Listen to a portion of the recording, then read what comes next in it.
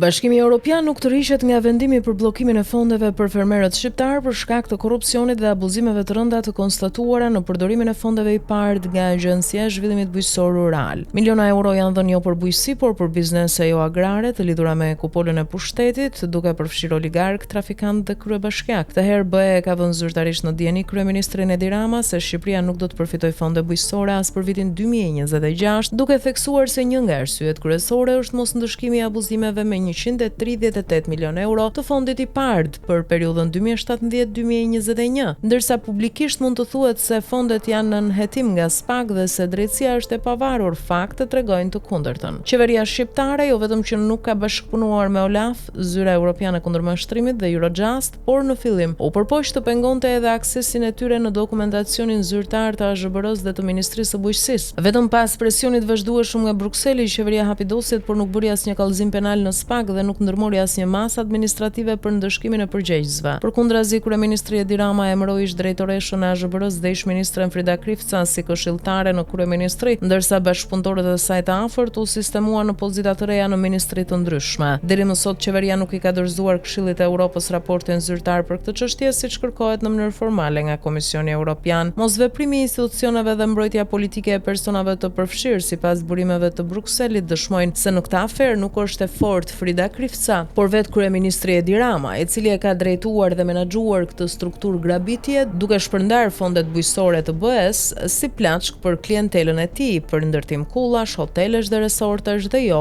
për zhvillim rural. Ndër përfituesit përmenden emra si Gjergj Luca, Tërmet Peçesi dhe të tjerë që kanë përdorur paratë e fermerëve për investime në zonat më të shtrenjta bregdetare. Pikërisht për këtë arsye këtë herë BE nuk i është drejtuar më SPAK-ut, pasi ka humbur besimin tek hetimi vendor. Në vend të kësaj ka zgjedhur t'i drejtohet vetë Edi Ramës me një vendim politik. Fondet mbeten të bllokuara edhe në vitin 2026 për shkak të zvarritjes së qëllimshme të hetimeve për dosjen Krifca AZBR, duke theksuar se që në shkurt dhe prill të vitit 2023, OLAF dhe Eurojust i kanë dorëzuar kallëzimet penale në SPAK të shoqëruara me dosje të plota hetimore, por ato janë lënë në heshtje. Sipas burimeve të pamfletit, vetëm 10 ditë pas kallëzimeve BK nisi hetimet paraprake, por brenda një muaji gjithçka u bllokua pas një njoftim apo akt zyrtar. Më 25 mars 2024, OLAF i dërgoi një letër zyrtare drejtuesit të SPAK-ut Altin Dumani, duke kërkuar që hetimet për këtë dosje të mbylleshin brenda muajit prill 2024. Por edhe pas këtij paralajmërimi të drejtë për drejtë, asgjë nuk ka ndodhur. Hetimet janë ngrirë dhe dosja po mbahet e bllokuar. Kjo heshtje nuk është rastësi. Sipas të njëjtave burime në dosjet e OLAF, Eurojust dhe në dokumentacionin e AZBR-s, del qartë implikimi i drejtë për drejtë i kryeministrit Edi Rama së bashku me një listë oligarkësh, trafikantësh, familjarësh dhe zyrtarësh të lartë të shtetit. Nëse SPAK do të lejonte hetimin real të kësaj dosje, do të duhet të përfundonte në zyrën e kryeministrit dhe më pas në gjykatë, gjë që është e papranueshme për strukturën aktuale të pushtetit. Ndaj për shkak të bllokimit të hetimeve nga qeveria dhe SPAK, BE ka marrë një vendim të prerë politik. Fondet për bujqësinë do të qëndrojnë të bllokuara edhe në vitin 2026. Dhe kësaj radhe nuk do të paguajnë përgjegjësitë e vërtet, por qindra mijëra fermerë shqiptar, të cilët do të mbeten pa mbështetje, pa investime dhe pa shpresë për zhvillim rural, sepse një grusht njerëzish zgjodhen të ndajnë miliona si plaçk në vend që t'i investonin për jetën dhe punën e atyre që e mbajnë në këmbë tokën e këtij vendi.